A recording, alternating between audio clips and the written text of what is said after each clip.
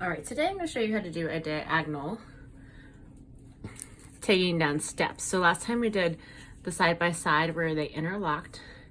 Diagonal is similar, but instead of sharing just one thread where they take turns going on top of each other, they are going to do that in steps.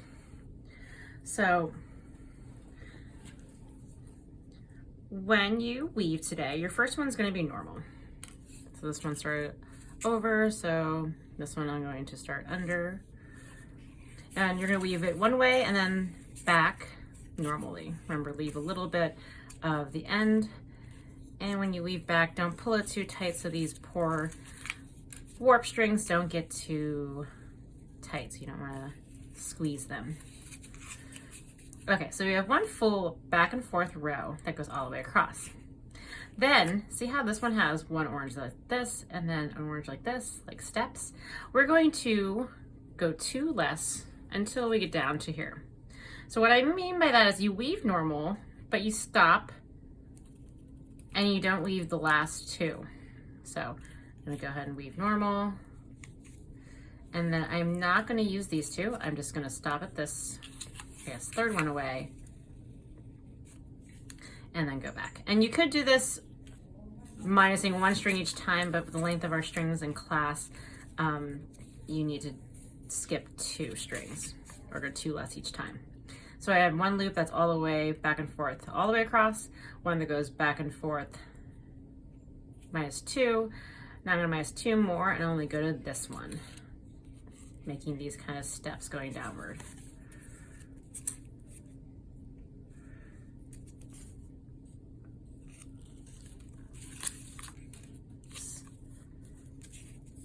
So here, these two, these two, these two. And like I said, you could just do one step at a time, but I'm doing two, so it's kind of dramatic like this, and my string will work better for this. Okay, so I ended on this one, so I'm going to go 1, 2, and then my last one's going to end here. So you can see it's getting it's getting very short, or having a very short turnaround. And going back. Okay. So like these up here, these need to interlock. So these were kind of easy because there was strings that looped around kind of like that, like fingers, and then each time you met that middle string, you went in between it. So for this one, we're going to go on top. So I'm gonna spread this out. I don't want you to spread it out, but just so you can have a visual. So here are our rows. You have the long one, and then shorter and shorter. So each time I go in, I'm going to go to this space, come back.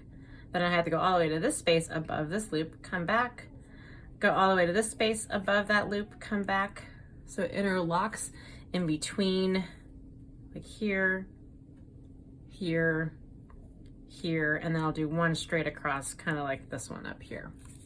I'm gonna keep it loose just for the sake of, so you can see the visual. I do not, like each time that you do a row, you should push it up so you don't end up with extra string. So for this one, I'm only going to go and they're gonna meet right here at this row. That's over, so this should be under.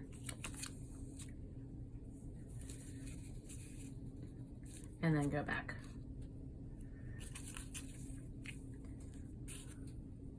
So now that white string is now on top of that one. The next place I'm aiming is under this one and needs to go to that one.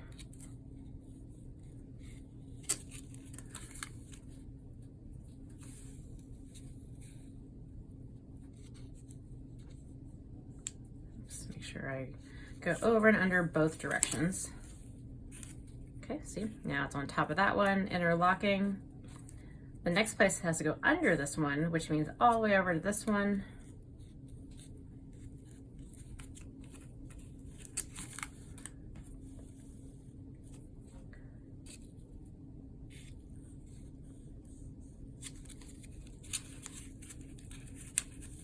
Remember, yours should be scooting up.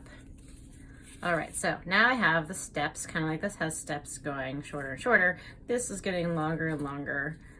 And then my last one needs to go all the way across. Kind of like how my first one all went all the way across in normal.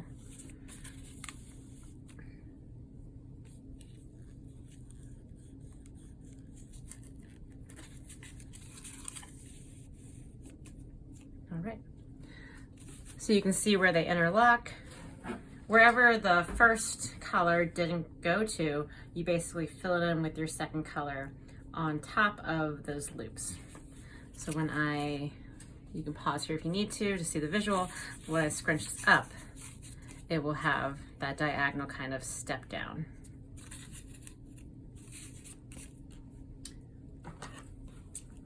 Also remember, if you're trimming your strings, not just trim them too small.